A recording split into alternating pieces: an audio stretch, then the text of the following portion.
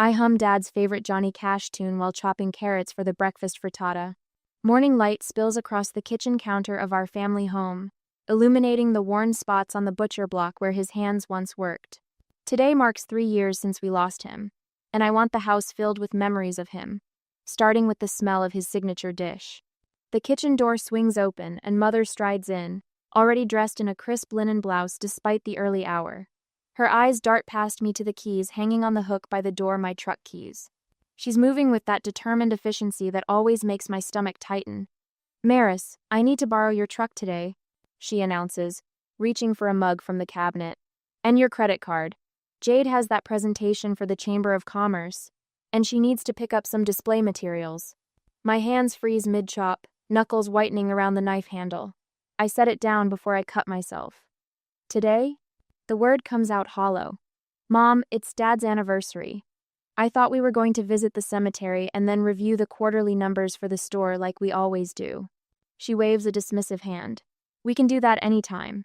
This presentation is important for the business."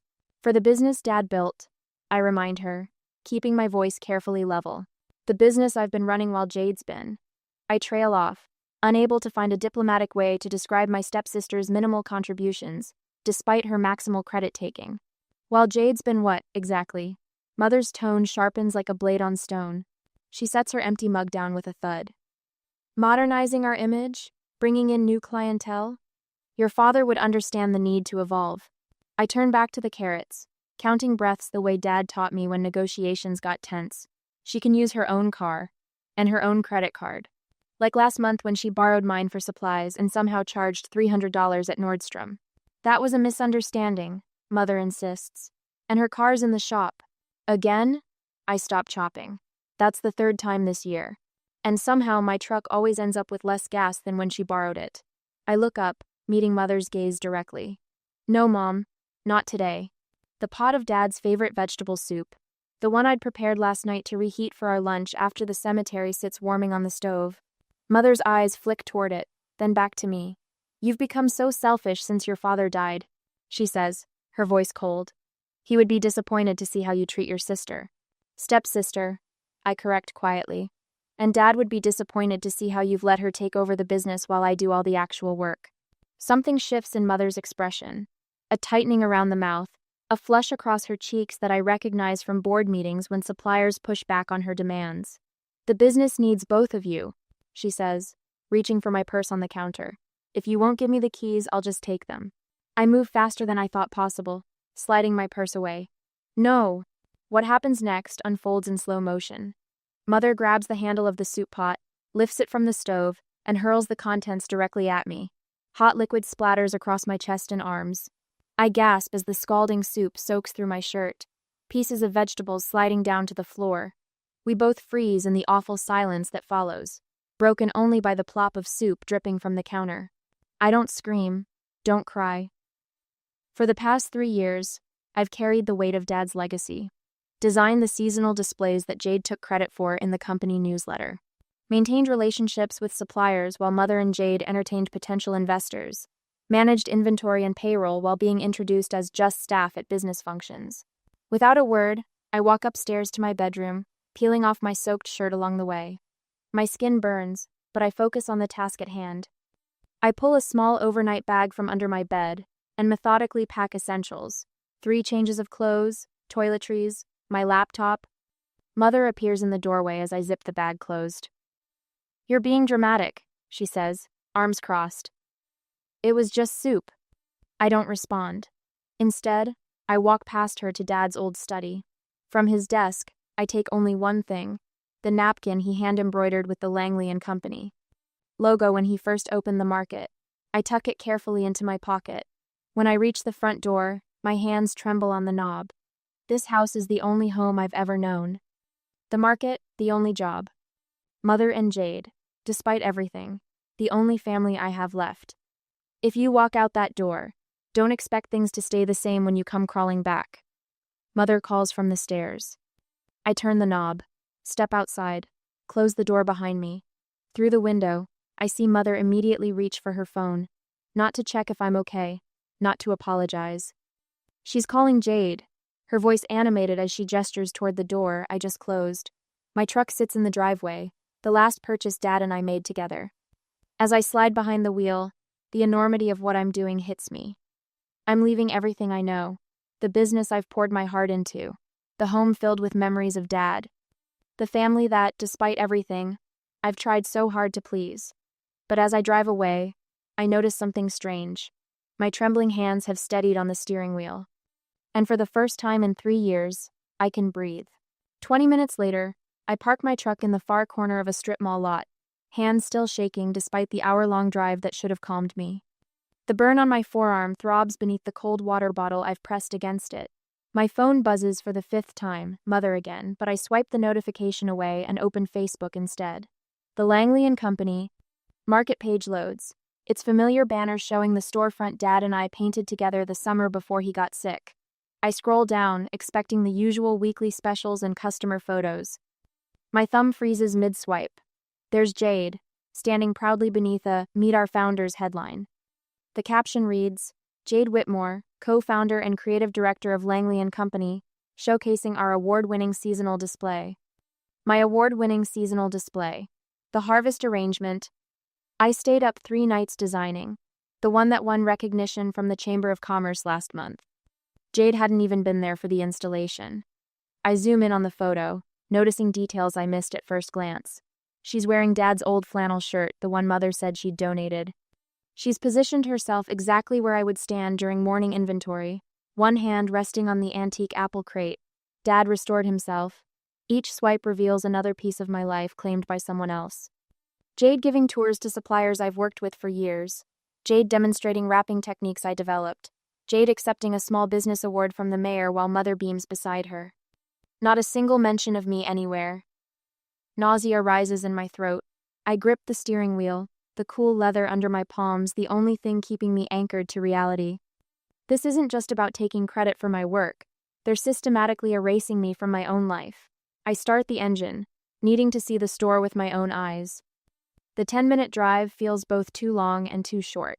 I turn onto Main Street and nearly rear-end the car in front of me. The sign. Dad's sign, the one he hand-carved from oak and stained himself over 3 weekends, has been replaced.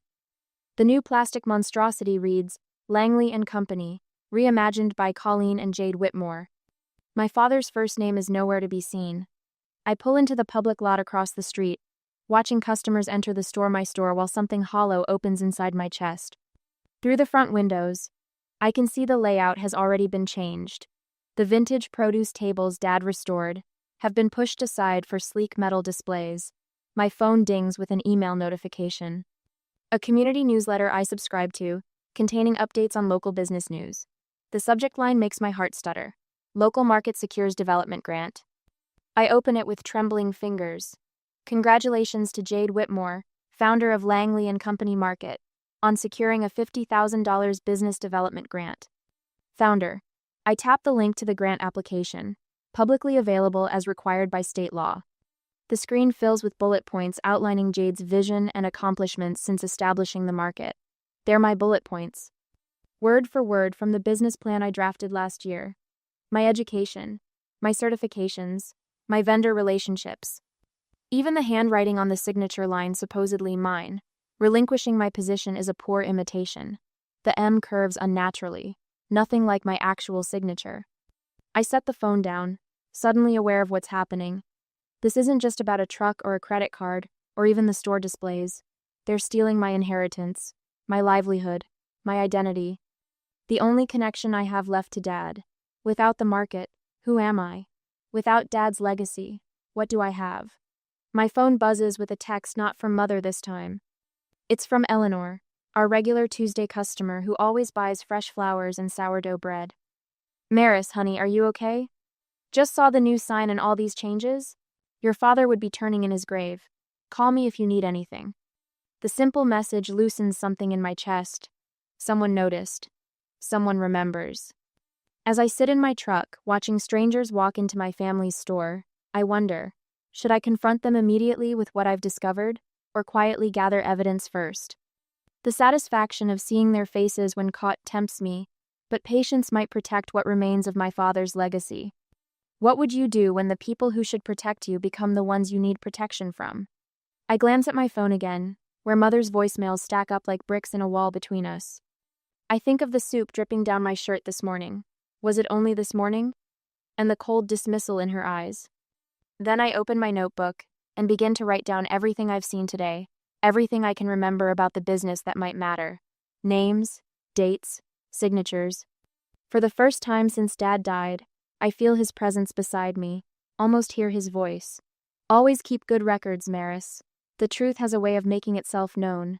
3 days later, after I spent the nights in my car, the newspaper landed with a soft thud on the hood of my truck. I reach through the open window and unfold the Oak Ridge Gazette to find myself staring at a half-page announcement bordered in festive graphics. Langley and Company. Market celebrates renovation. A fresh vision. By Colleen and Jade Whitmore. My stomach contracts as I scan the article. Words like reimagined, modernized, and revitalized jump from the page. The quote attributed to Jade twists the knife. My father always wanted to see the market evolve with the times. Her father. Not our father. Not my father. My phone buzzes with a text from Mrs. Henderson, who's owned the flower shop next door to our market for 20 years. Congratulations on the renovation. Your stepsis says you're handling the online orders now while she manages in-store operations? I don't respond. Can't respond. The phone buzzes again with another message. This time from Erickson Produce, our main supplier since I was a child. Hi Jade, just confirming the order changes you requested. Should we still coordinate deliveries with Maris, or are you taking that over too? Wrong number. They meant to text Jade. 3 days since I walked out, and they've already begun erasing me. The first night in my truck was the hardest. I parked behind the abandoned Blockbuster building, reclined the seat as far as it would go, and wrapped myself in the emergency blanket. Dad insisted I keep in the glove compartment. My skin still tingled from the soup burns, red splotches scattered across my arms like cruel reminders. I fingered the credit card in my wallet, the one tied to the store account, then tucked it away unused. Using it would give them proof. I was taking company resources. The very thing I'd accused Jade of doing. Morning came with stiff muscles and a hollow feeling that had nothing to do with hunger. Had I imagined my importance to the business? Maybe I was just the help after all, easily replaced by Jade's vision, while I handled the unglamorous tasks nobody noticed. Dad would have noticed. Dad always saw. I scroll through my phone contacts until I find her name, Darla Wynn, Dad's colleague from the early days, the woman who taught me how to balance the books when I was 16. She'd left the market 6 months after Dad died, citing differences in management style with Mother. We hadn't spoken since. My finger hovers over her number. What would I even say? Hey, my mom threw soup at me, and I think she's helping my stepsister steal my inheritance? It sounds absurd even in my head, but absurd or not, it's the truth. I press call before I can talk myself out of it. Maris Langley, Darla answers on the third ring. Her voice exactly as I remember it, warm and no nonsense. It's been a while. I need help, I say, the words catching in my throat.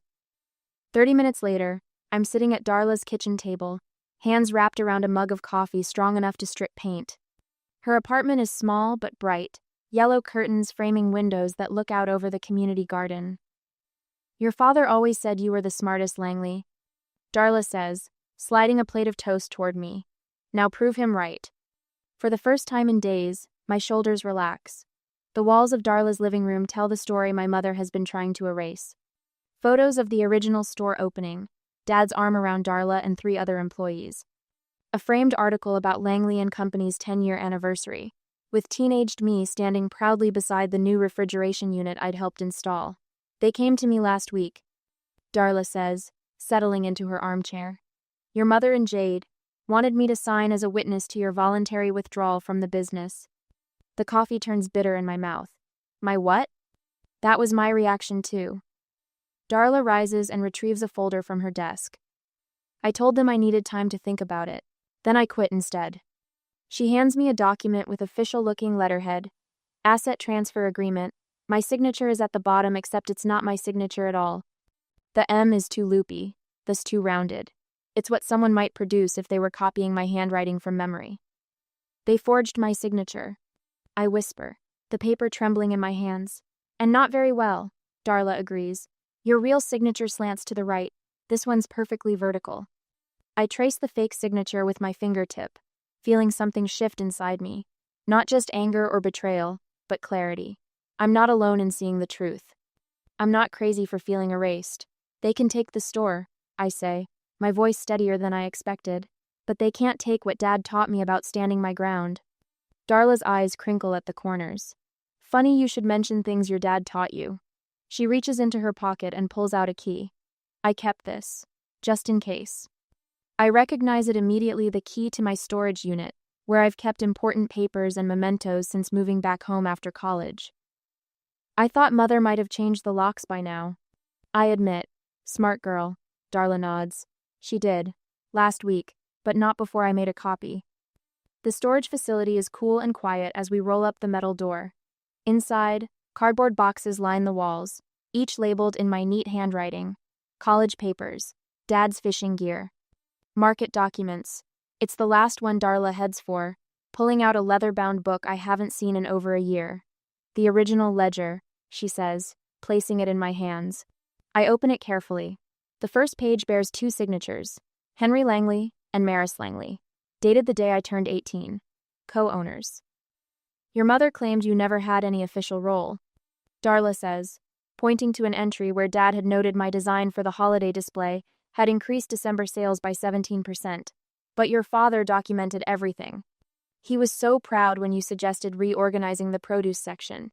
Remember how he bragged to everyone that sales went up 30% that month? My throat tightens. Mother never remembered details like that. But Dad did, and so did Darla. Tucked between the ledger pages, a sealed envelope catches my eye. My name is written on it in Dad's distinctive handwriting. Inside is a letter, short but clear. Maris. If you're reading this, something's gone wrong. Contact Edwin Garrison at 555 to 2198.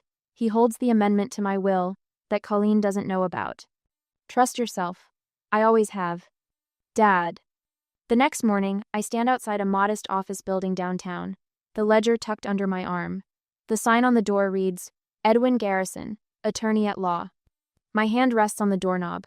I take a deep breath, feeling the weight of Dad's trust, of Darla's faith, of my own determination.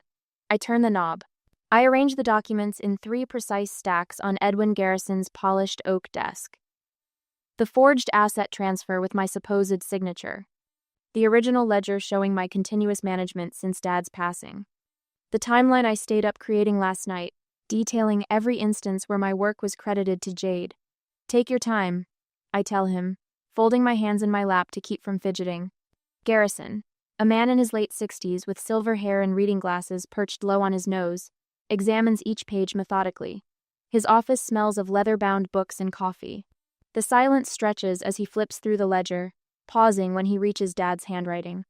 Charles had a distinctive way of writing his 7s, he murmurs, tracing the crossed 7 with his finger.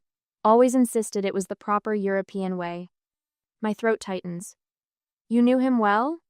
We played chess every Thursday for 15 years. Garrison removes his glasses. He spoke of you often, proudly. The weight in my chest shifts slightly. Dad had prepared for this moment, connected me to someone who would recognize the truth. Garrison taps the forged document. This signature. Did you ever sign anything for the business after your father's passing? Only supplier contracts and payroll, never anything about ownership transfer. I lean forward. My mother handled the legal paperwork. I trusted her. He nods, unsurprised. Family businesses are complicated. The lines between trust and verification blur. My phone buzzes. Another voicemail from Mother. The 5th since I left Darla's apartment this morning. I silence it, but Garrison notices. Your mother? I nod. You should listen to those messages. They might contain useful information. I place the phone on speaker and play the most recent voicemail. Maris, this has gone far enough. Mother's voice fills the office, clipped and controlled. You're tearing this family apart with these accusations. The business is thriving under our guidance. Your father would want you to support Jade's vision for modernizing the market. The displays you arranged were always too traditional. The supplier relationships you managed were becoming stagnant. We needed fresh perspective. If you'd just come home, we can discuss your role moving forward, perhaps handling inventory while... I stop the recording, my face burning. Garrison raises an eyebrow. Play the others. Each message reveals more than mother intends. She mentions specific contracts I negotiated, references profit margins I calculated, describes expansion plans I drafted on my laptop, the one I took when I left. Fascinating, Garrison says when the final message ends. She's just admitted knowledge of proprietary business information she shouldn't have access to if you were truly removed from operations. And she confirmed accessing my personal computer files, which constitutes unauthorized access to private property. Garrison makes a note. These messages establish a pattern of knowledge inconsistent with their legal claims. He walks to a filing cabinet, unlocks it with a small key from his pocket, and withdraws a sealed envelope. Your father left this with me 3 years ago. Instructions were to open it only if ownership of Langley and Company came into dispute. My hands shake as he hands me the envelope. Inside is a handwritten amendment to Dad's will, properly notarized and witnessed. In the event of contestation, it reads, Langley and Company. Market shall remain solely under the ownership and management of my daughter, Maris Elizabeth Langley, regardless of any verbal agreements or subsequent documentation to the contrary. This is legally binding, Garrison confirms. Now, we have a decision to make. He leans forward, hands clasped on his desk.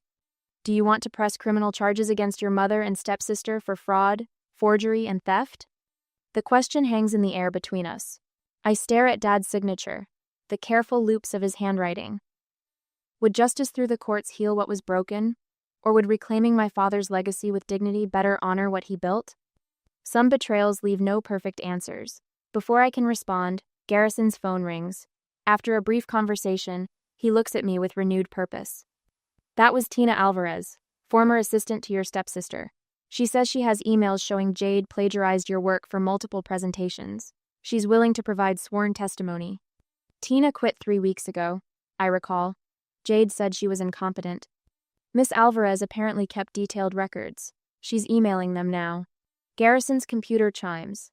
We review the attachments together, dozens of emails showing my original proposals sent to Jade, followed by Jade's presentations to investors containing identical language but with her name substituted for mine.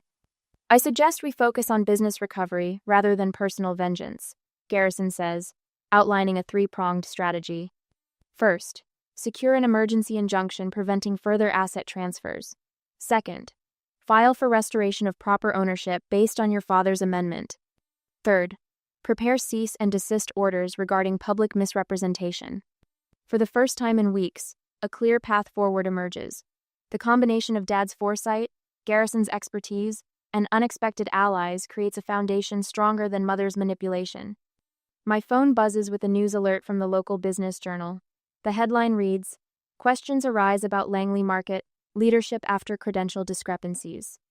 Looks like the facade is already cracking, Garrison observes. I open the article. The Business Association has begun questioning Jade's claimed credentials after inconsistencies appeared in her biography. Additionally, 3 major suppliers have placed orders on hold pending verification of new management. There's an association meeting next week. I note, scrolling through the article, Jade is scheduled to present her vision for the market's future, a plan I wrote, stored on my laptop. Garrison smiles for the first time since I arrived. Perfect timing. I believe we should prepare you to attend. I fold Dad's amendment carefully and place it back in its envelope. The path ahead won't be easy, but for the first time since the soup scalded my skin, I feel the cool certainty of truth on my side. Next week, after careful preparation, I flip the phone shut after listening to Mother's voicemail for the 3rd time. Her voice shifts from sugar-coated concern to thinly veiled threats in the span of 60 seconds. Maris, darling, we should talk about this family situation before it gets out of hand. Jade and I are prepared to offer you a small profit-sharing agreement, 10%, which is more than fair considering your absence. Call me back before things have unfortunate consequences for everyone. The message ends with the familiar click of her tongue against her teeth, a sound that once preceded punishment when I was a child. Now it sounds desperate. I tuck the phone into my pocket and straighten my blazer, the one Dad bought me when I graduated business school. Across the street, members of the Central Valley Business Association file into the community center. Through the large windows, I spot Jade setting up her presentation materials. arranging handouts that contain my design concepts, my market analysis, my vision for expanding Langley and Company. Garrison's words echo in my mind. Don't engage until the moment of maximum impact. The manila folder under my arm contains enough evidence to demolish their facade in one blow. I slip into the meeting room and take a seat in the back row. A few suppliers I've worked with for years glance my way, curiosity flickering across their faces. I offer nothing but a polite nod. Jade stands at the podium, resplendent in a crimson dress that probably cost more than my entire wardrobe. Her voice fills the room with practiced charm as she clicks through slides, showcasing the store's transformation. As co-founder of Langley and Company, I've always envisioned a market that honors tradition while embracing innovation. She gestures to a photo of Dad at the original opening. My stomach clenches. When my father passed, I knew we needed to preserve his legacy while moving forward. Her father. The room blurs momentarily as blood rushes to my face. Are there any questions about our innovative vision? Jade asks, scanning the room with a practiced smile. My hand rises before I can second-guess myself. I have one. My voice carries clearly across the suddenly quiet room. I stand, smoothing my blazer with steady hands. I'd like to know when exactly you joined the founding team of Langley and Company? Jade's smile freezes. Maris. How? Unexpected. I was speaking metaphorically, of course, as family. I have the public tax filings here. I move to the front, placing the documents on the table beside her presentation materials. They show me as sole operator from 2017 to 2022. Your name doesn't appear anywhere. The room falls silent. Association members lean forward, eyes darting between the documents and Jade's rapidly paling face. That's... Jade falters, looking toward the door as if expecting Mother to sweep in and save her. There's been a misunderstanding about the paperwork. A misunderstanding. I repeat the word evenly, placing my finger on a signature at the bottom of one form. Like this signature that's supposed to be mine but has the loop on the May going the wrong direction? Or the application for community funding where my resume appears word for word under your name? A board member, the hardware store owner who's known Dad since high school, picks up one of the documents. His eyebrows rise as he passes it to the woman beside him. These display concepts, says Terry from the Chamber of Commerce, tapping Jade's handouts. Didn't you present these as your original work for the grant application? Jade's composure cracks. I supervised their development. Maris helped with implementation, but I designed every single one. I opened the manila folder, removing the original sketches with Dad's notes in the margins. These are dated and witnessed by suppliers who are sitting in this room. Mr. Henderson from the local bank clears his throat. We've committed $15,000 to sponsor the expansion based on the presentation Miss Whitmore gave last month. You might want to reconsider who you're partnering with, I say, placing the entire folder on the table. Without another word, I turn and walk toward the exit. Behind me, chairs scrape against the floor as people stand to examine the evidence. Voices rise in confused murmurs. Jade calls after me. Maris, wait, this is just a misunderstanding. I push through the double doors into the afternoon sunlight. My heart pounds, but my steps remain steady. Several association members follow me into the parking lot. Did your mother know about this? Asks Linda from the credit union. Maris, we had no idea, says another. Your father would be proud of how you've handled this. I'm answering their questions when my phone rings. The caller ID displays an unfamiliar number. Miss Langley? This is Gregory Wells, attorney for Colleen and Jade Whitmore. My clients would like to request a private settlement meeting to resolve this unfortunate situation without further public discussion. I look back at the community center where Jade stands alone by the entrance, her carefully constructed facade now visibly crumbling as sponsors cluster in concerned conversation. I'll consider it, I reply, ending the call. Back in my truck, I reach into my pocket and run my fingers over the frayed edges of Dad's embroidered napkin. The Langley and Company logo feels rough under my fingertips. Dad always said business wasn't just about profit. It was about legacy, truth, and doing right by people who trust you. Should I agree to a settlement that would quietly resolve everything, or pursue full legal consequences for what they've done? The napkin offers no answers, but as I trace the stitches Dad sewed by hand, I feel the weight of his trust in me, and the decision that now rests in my hands alone. Morning light streams through windows I chose myself. catching dust motes that dance above boxes still half unpacked. I hang the last of Dad's original market photos on my apartment wall, faded Polaroids from 1982, showing him behind the counter, sleeves rolled up, that determined smile I inherited. My fingers trace the weathered frame before settling it perfectly level. The shop keys jingle in my pocket as I grab my bag. 1 year since reclaiming what was mine. 1 year of rebuilding what they nearly destroyed. The market smells like fresh bread and coffee when I push through the door. Morning regulars nod as I pass, no longer the invisible worker but the owner whose vision they've watched unfold. I drop my bag in the office, now painted the warm terracotta Dad always wanted but Mother vetoed as too common. In the kitchen, the same kitchen where soup once scalded my skin, I roll up my sleeves and pull ingredients for today's community breakfast. My hands move with purpose, no longer trembling when I lift a pot from the stove. Need a hand with those pastries? Darla appears beside me, already tying an apron around her waist. At 72, she still arrives before sunrise 3 days a week, insisting some traditions are worth preserving. Almost done, I tell her, sliding a tray of scones into the oven. Just waiting on Tina with the quarterly reports.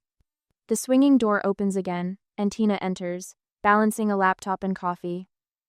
Numbers are up 12% from last quarter, she announces without preamble. And that financial independence workshop you taught last month? 3 participants already signed up for individual consultations.